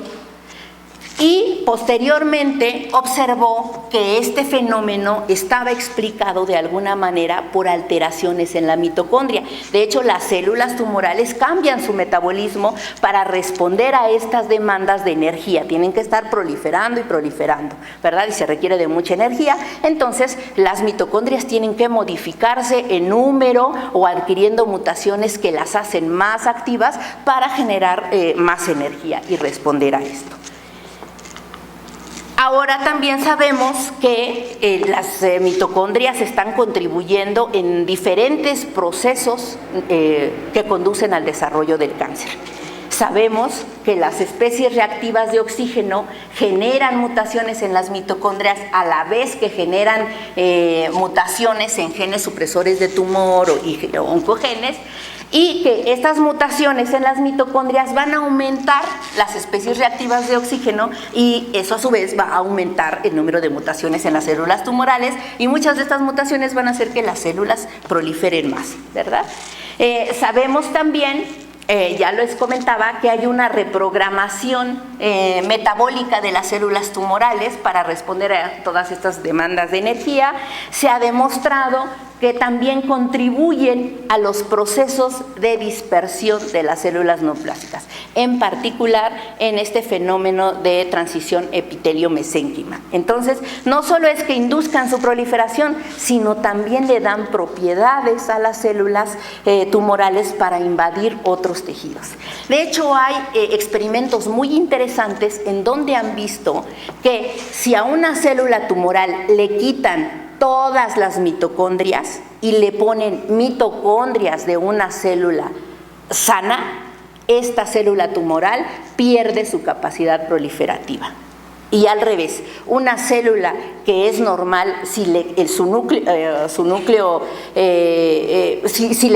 está normal también, y le quitamos todas las mitocondrias y le ponemos mitocondrias mutadas, esta adquiere una capacidad de proliferación y de transformación. No hay duda de que estamos ante unos organelos que tienen una gran participación en el desarrollo del cáncer. Entonces, de los estudios que hay a la fecha en donde están demostrando que el genoma mitocondrial alterado podría contribuir al desarrollo del cáncer de mama, es este trabajo. Es solo un ejemplo en donde estos investigadores, Mahon, analizó el genoma mitocondrial de tumores de mama y encontró pues muchas mutaciones en las diferentes regiones de este genoma mitocondrial. Algunos de los genes que más mutaciones tenían son estos, como los ND, en particular el ND5. Ese gen está en el complejo 1 de la cadena de fosforilación oxidativa y es altamente importante en el transporte de los electrones y en la formación de especies reactivas de oxígeno. También en otro trabajo se vio que dependiendo del número de mutaciones en las células tumorales de cáncer de mama, estaba asociado al pronóstico de los pacientes. Si había menos mutaciones, en este estudio en particular, si había menos mutaciones, eso era de buen pronóstico, y si había más mutaciones era de mal pronóstico. Entonces, los resultados han sido controversiales porque las poblaciones que se han evaluado son muy pequeñas, ¿no? Y ya vieron ustedes, es altamente complejo el tema de las mitocondrias.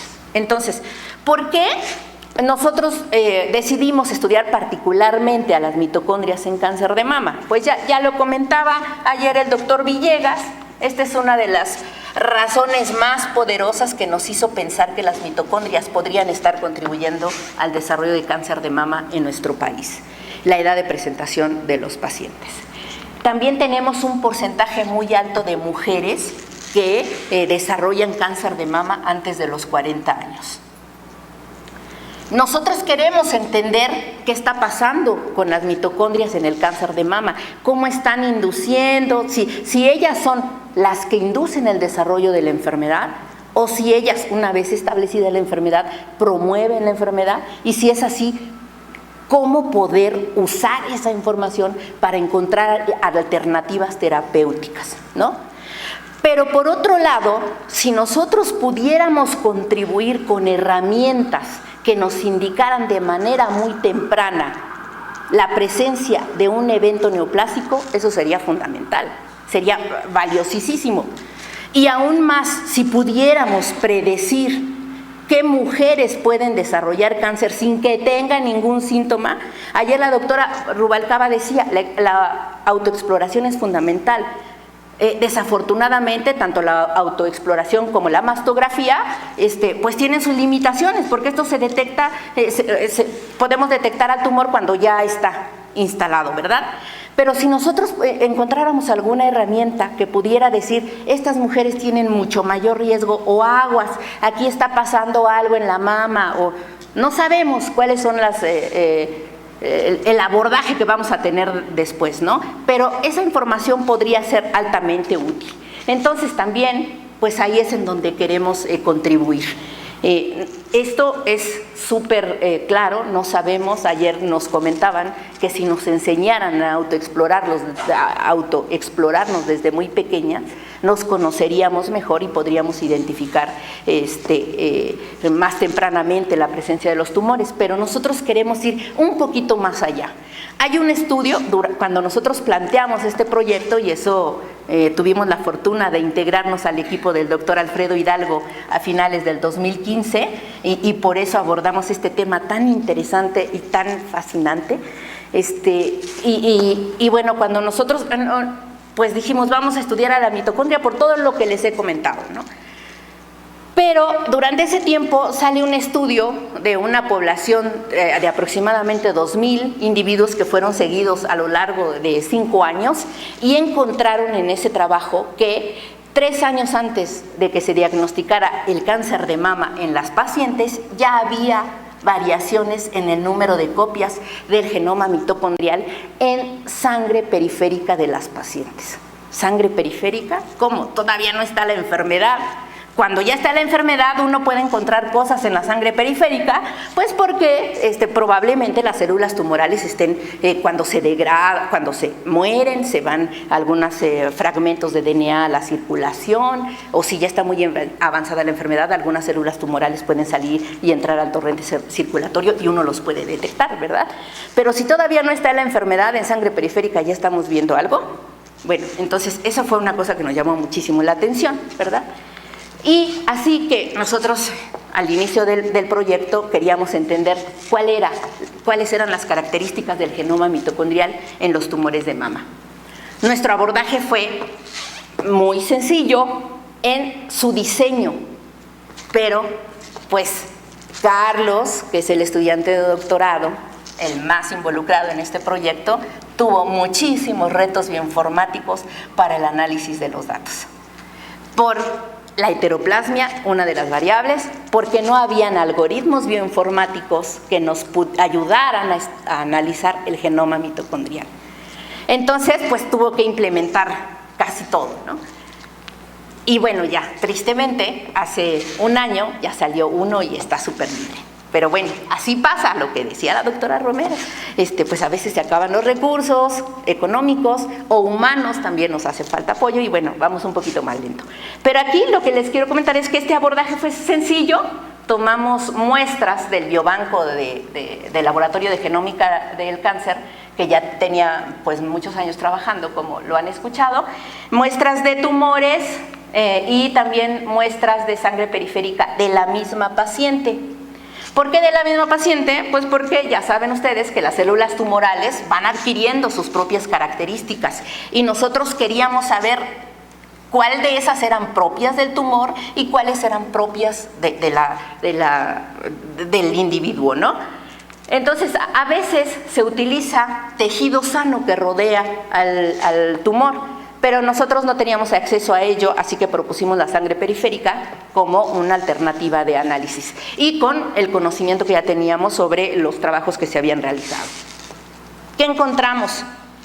muchas de mis tablas son números y números, porque lo que estamos en este momento estamos describiendo las características del genoma mitocondrial en las células tumorales de cáncer de mama.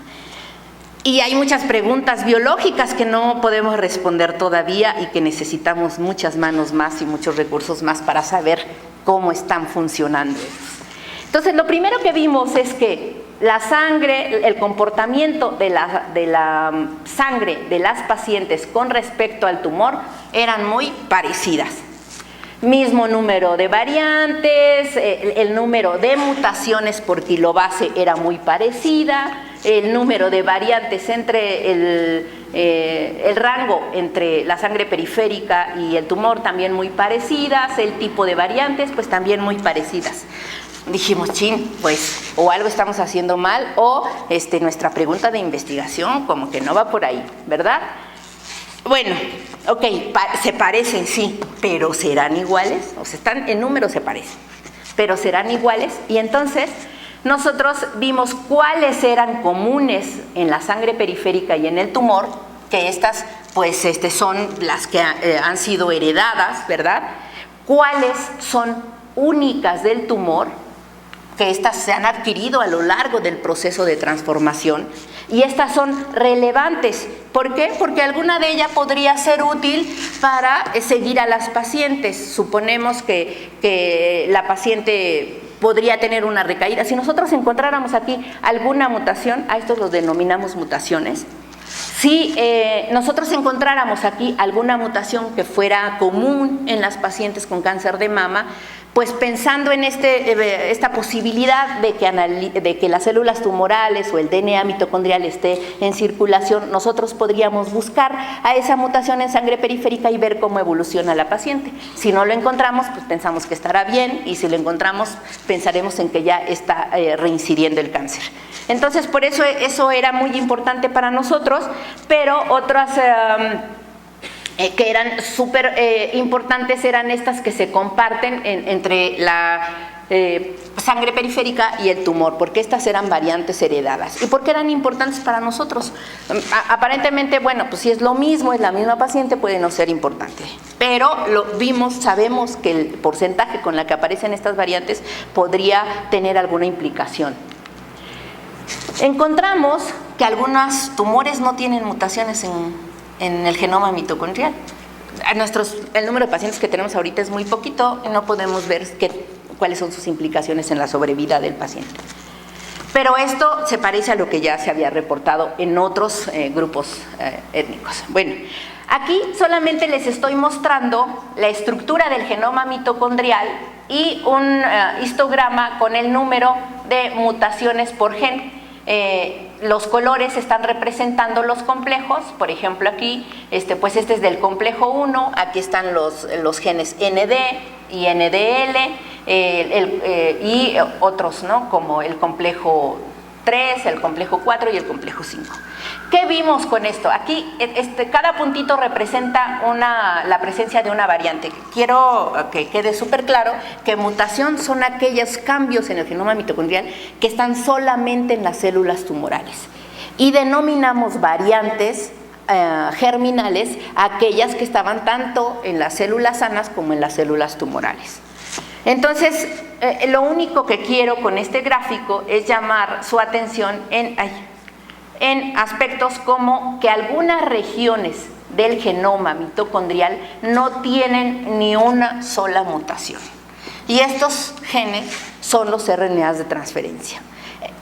Son muy chiquitos los RNAs de transferencia, entonces parece que una mutación podría alterar totalmente el metabolismo de la célula, ¿no? O la actividad de la mitocondria, y eso pues no ser funcional. Entonces no se permiten mutaciones en esas regiones porque la célula se moriría y no sería pues bueno para una célula tumoral.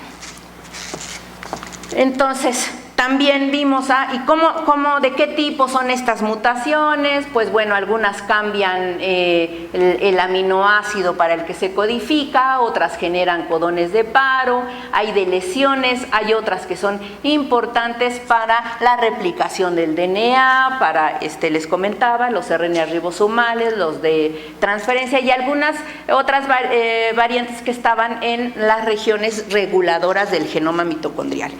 Como les comentaba, el genoma mitocondrial casi todo es codificante, casi todo. Entonces, ¿qué es importante? Pues importante es saber, ya encontraste que cómo funcionan eso. Para los biólogos es maravilloso porque queremos entender todo, entonces pues vamos a buscar más. Pero bueno, para la clínica esto es relevante, pues dijimos, bueno, quizá haya alguno que sea muy frecuente y entonces nosotros podemos ver si le va mejor a la paciente, si no le va bien y si le va mejor, de qué manera, o de qué manera podemos encontrar alguna alternativa de tratamiento. Pero vimos que esas eran muy poco frecuentes. Las más frecuentes tienen 3%, ¿no? Entonces, pues esas parece que no van a tener mucho impacto en ese sentido. Luego vimos de estas que son comunes, de estas que son comunes, cómo se comportan. Entre ellas vimos también que si son sinónimas, si no son sinónimas, si generan codones de paro. Pues entre el tumor y la sangre periférica el comportamiento es muy parecido. Las únicas diferencias que encontramos es que hay menos variantes o mutaciones sinónimas en los tumores con respecto a lo que hay en la sangre periférica.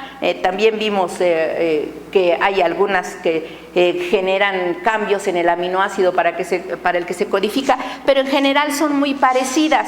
Entonces, de pronto, cuando en nuestra primera parte del proyecto dijimos, creo que estamos invirtiendo muchos esfuerzos para no conseguir el objetivo de...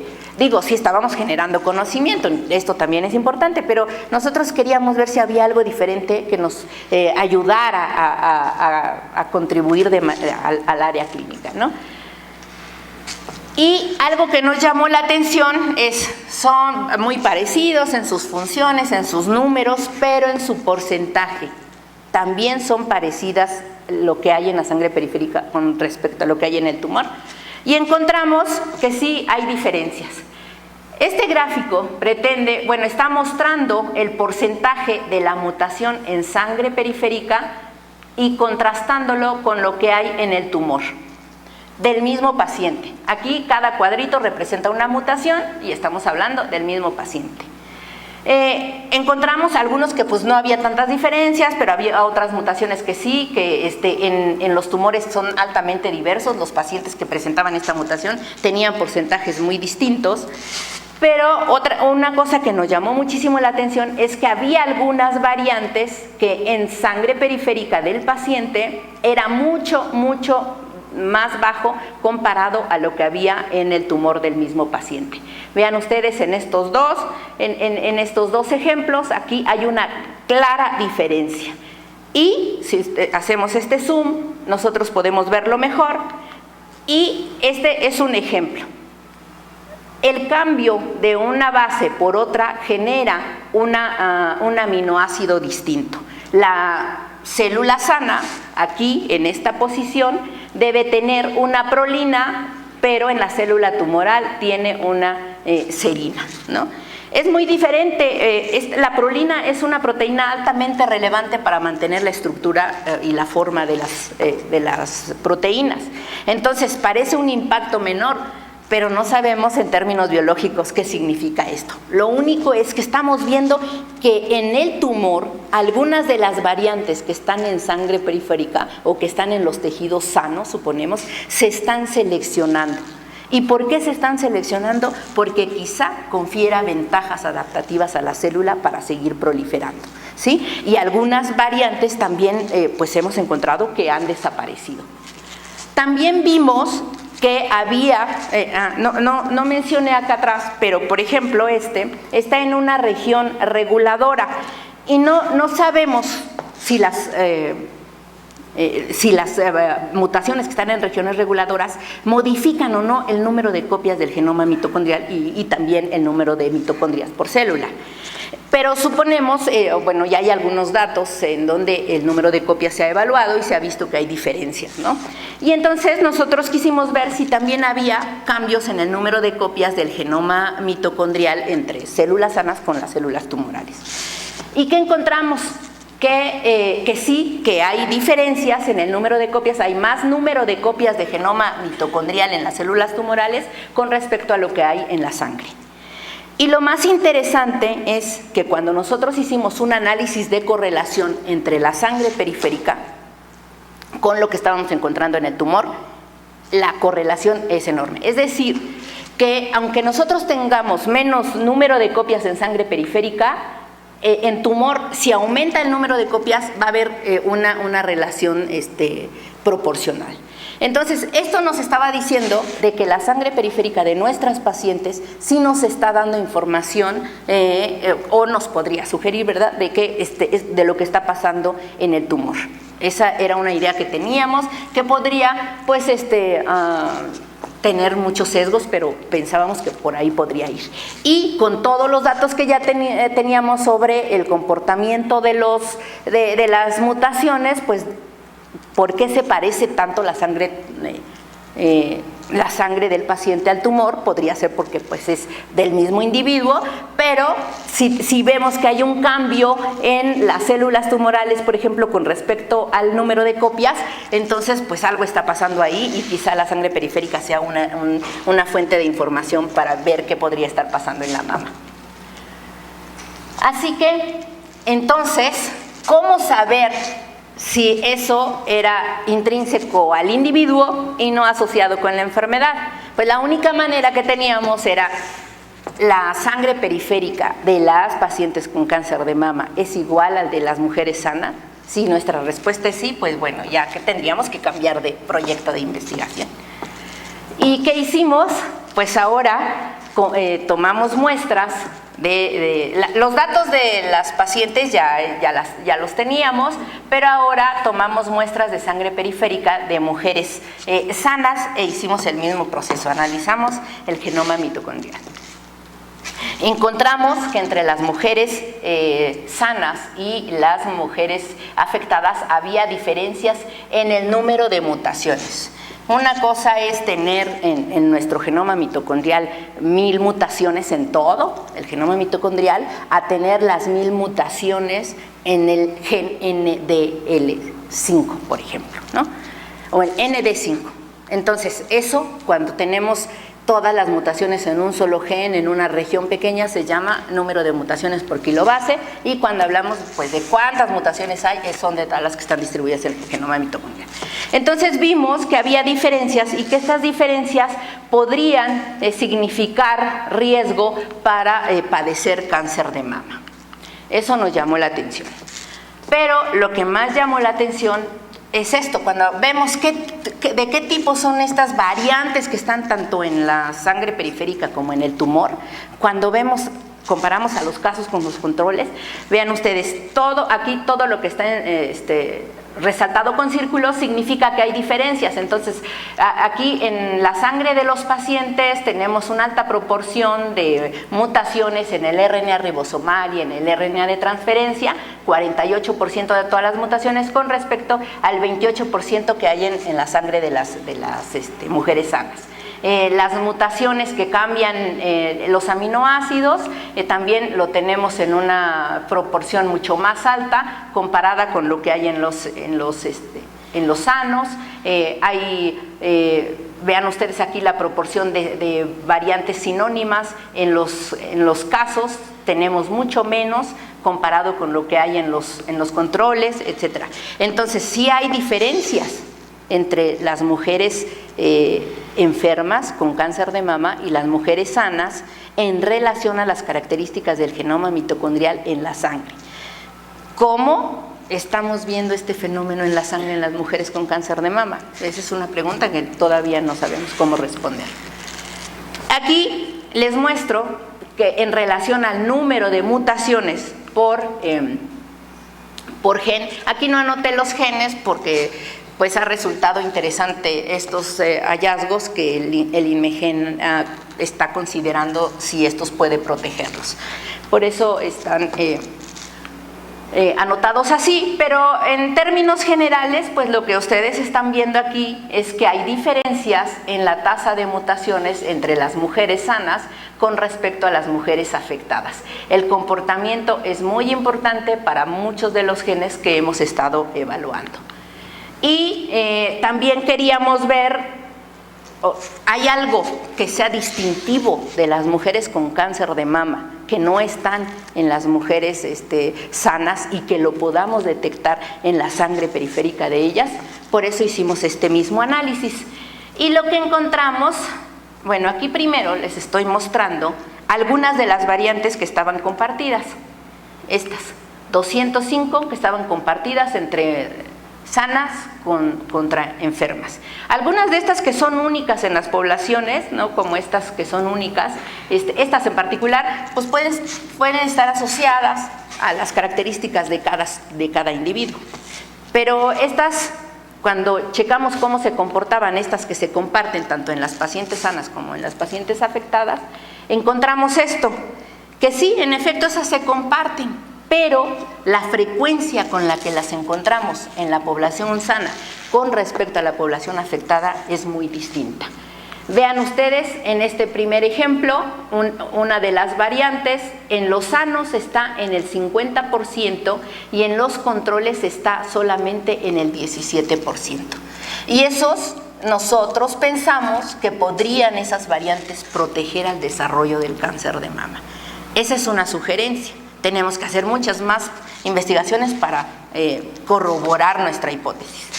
Lo que nos ha llamado mucho la atención también es que hay algunas como esta, que es mucho más común en los casos que en los individuos sanos, y el riesgo para padecer cáncer de mama aumenta tremendamente.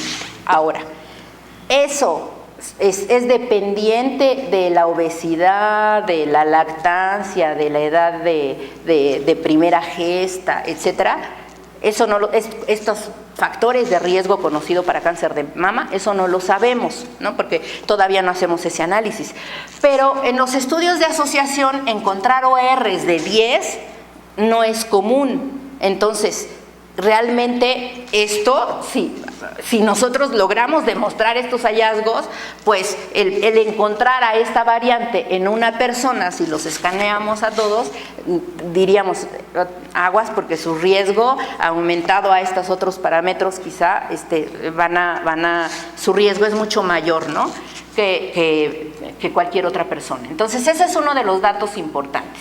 El otro dato importante, lo que les comentaba, ¿qué tienen las pacientes con cáncer de mama que no tienen las mujeres sanas? Y que a partir de eso nosotros podemos identificar a aquellas mujeres que ya están con un proceso neoplásico, aunque no se vea el tumor en la mastografía o eso, si pudiéramos lograrlo, sería fabuloso. Entonces encontramos algunas variantes que solamente estaban en las pacientes con cáncer de mama, que no estaban en nuestra corte de mujeres sanas. Y eso nos llamó mucho la atención. Entonces, las limitaciones en los recursos nos hace que busquemos alternativas para comprobar si estos hallazgos eran importantes o no. Y lo que hicimos fue bajar datos del DIVIGAP. Solicitamos acceso a los datos crudos de esas bases de datos en donde hay información de mujeres mexicanas en un proyecto que empezó el doctor Hidalgo con el Broad Institute hace muchos años, y de que se habían generado estos datos, y vimos, la corte que nosotros tenemos es diferente a esas mexicanas. Vamos a buscar estas mutaciones en esa corte que allá se secuenció exoma. Nosotros secuenciamos solamente genoma mitocondrial, pero en ese proyecto se secuenció el exoma. Y entonces pedimos los datos de exoma, recuperamos el genoma mitocondrial a partir de ellos y buscamos estas mutaciones. Hicimos el mismo análisis y no encontramos. También en ese proyecto del doctor Hidalgo incluyeron a unas pacientes de Singapur y buscamos estas mutaciones en esas pacientes y algunas sí las encontramos. Las únicas que no encontramos fueron Algunas no las encontramos y algunas como estas pues sí las encontramos en una proporción muy pequeña, ¿no? Entonces, bueno, también nuestra corte de sanos es muy pequeña, entonces ningún sano lo tiene, las pacientes con cáncer de mama sí lo tienen, pero pues tenemos una corte muy pequeñita de sanos. ¿Qué tal que estamos sesgando con respecto al origen, con respecto a la edad o a otras patologías asociadas? Pues no sabemos. Así que entonces tomamos otra corte de sanas, hicimos el mismo proceso y buscamos si estaban estas variantes. Y no están. Y luego una compañera del INMEGEN, la doctora Sandra Romero, tiene otro proyecto ajeno a cáncer de mama y también está evaluando el genoma mitocondrial y le preguntamos o le pedimos que buscara estas variantes dentro de su corte, que era más grande que la nuestra, y las variantes tampoco están. Entonces, ¿cuál es la relevancia de esto? Que son variantes que estamos encontrando en la sangre periférica de las mujeres que están afectadas y no las estamos encontrando en las mujeres sanas. Si esto realmente se logra confirmar, ahorita tenemos una estrategia con el doctor Tenorio, la doctora Rubalcaba, para llevar más allá nuestro proyecto, incluir otro tipo de pacientes y ver si se confirma que estas variantes sean predictoras de la presencia de un proceso neoplásico asociado a cáncer de mama. Y también hemos visto, pues ya habíamos comentado que el origen étnico podría ser una variable que estuviera asociado a la incidencia del cáncer de mama en México o también a la sobrevida de estos. Pues hicimos también el análisis de los haplogrupos y vimos si había una asociación con la sobrevida de nuestros pacientes y encontramos que hay un haplogrupo. Que hay un haplogrupo que es el que que tiene un peor pronóstico, que las mujeres que tienen ese haplogrupo tienen peor pronóstico. No sabemos ahora si una paciente llega y le decimos tiene el haplogrupo L y que con eso, ¿verdad? Que usted tiene peor pronóstico, todavía no sabemos cómo esta información va a impactar o cómo el médico tratante puede utilizarlo para pues abordarla diferente. Pero bueno, tenemos que investigar. Lo que se sabe es que estos haplogrupos, ¿qué es un haplogrupo? Eso no lo mencioné, es un conjunto de variantes que están en el genoma mitocondrial que se han ido heredando a lo largo de todas las generaciones, ¿no? Y que determinan poblaciones, con ello nos han ayudado a detectar los procesos de migración, etcétera. Entonces esos son constantes. La población mexicana tiene una combinación particular, o la mayoría de nosotros tenemos esa combinación particular que se denomina A o B, y se ha reportado que el B, que la combinación B, o el haplogrupo B, se asocia al riesgo a desarrollar cáncer cervicouterino. Entonces nosotros encontramos aquí que hay un haplogrupo que es de peor pronóstico para las pacientes. Entonces, así que, bueno, eso es lo que hemos hecho. Bueno, y entonces, en resumen, pues, ¿qué estamos aquí viendo? Un gráfico en el que vemos el tipo de mutaciones o de variantes codificantes acá y no codificantes aquí en las mujeres sanas y en las mujeres afectadas. Y ya desde aquí, en este gráfico, podemos ver que hay muchas diferencias entre las sanas contra las afectadas. Y lo más importante es que el comportamiento que tenemos en el tumor de las pacientes es muy parecido a lo que se ve en la sangre periférica. Entonces, esta información parece que nuestro proyecto está en buena dirección y que está generando conocimiento que tiene un alto impacto de aplicación clínica. Necesitamos validarlo, por supuesto, pero somos muy positivos en esto. Y así que, pues lo que tenemos hasta ahora es pues que las mitocondrias, estudiando a las mitocondrias de la sangre periférica, podríamos identificar a aquellas mujeres que están ante un proceso neoplásico muy incipiente quizá, y detectar a algunas mujeres que están en alto riesgo a desarrollar cáncer de mama. Y esto se suma a todos los esfuerzos que se están haciendo. Y pues ya saben ustedes, estos proyectos no los hace una sola persona, ¿verdad? Entonces es un trabajo de resultado del esfuerzo de esta gran colaboración INMEGEN-FUCAM y también del gran trabajo que ha realizado el doctor Alfredo Hidalgo a lo largo de estos años desde su fundación. Bueno, desde la fundación del INMEGEN, desde la idea del INMEGEN. El doctor se integró en el consorcio promotor del INMEGEN, que eran los que estaban ideando cómo construir esta gran sede, cuál era su objetivo. Entonces, pues este es resultado también del trabajo que ha hecho el doctor Hidalgo. Y pues a mis compañeros, que en ese momento eran Luis Alfaro y la candidata a doctora en ciencias Mireya Cisneros, después pues están el Departamento de Genómica Computacional. Este trabajo no hubiera sido posible sin la asesoría, la dirección de Laura Gómez Romero y de Hugo Tobar, quienes pues nos ayudaron, porque nosotros no somos bioinformáticos. Ahora Carlos, el estudiante de doctorado, quien hizo todo esto junto con Ameyali, pues ya saben más bioinformática porque han estado bajo la asesoría de estos grandes doctores. Y a nuestra colaboradora del INMEGEN, Sandra Romero Hidalgo, con sus datos, a la unidad de secuenciación, liderada por Alfredo Mendoza Vargas y Dora Luisa Garnica López, y por supuesto a ustedes, nuestros grandes colaboradores del FUCAM, el doctor Alberto Tenorio, la doctora Verónica Bautista, la doctora Eva Rubalcaba y el doctor Felipe Villegas. Y a nuestro colaborador, el doctor Julián Ramírez, del Instituto Nacional de Cardiología, porque bueno, él nos ha dado, nos ha apoyado con las muestras de mujeres sanas. Y pues este trabajo es resultado del esfuerzo de los estudiantes de doctorado. Carlos, que aquí ni se alcanza a ver, Carlos, que ya está por obtener el grado de doctora en ciencias, de Ameyali, maestra en ciencias del programa en ciencias bioquímicas, la bióloga Jessica Yasmín, que es una estudiante de licenciatura y se incorporó hace un año con nosotros y están haciendo un súper trabajo.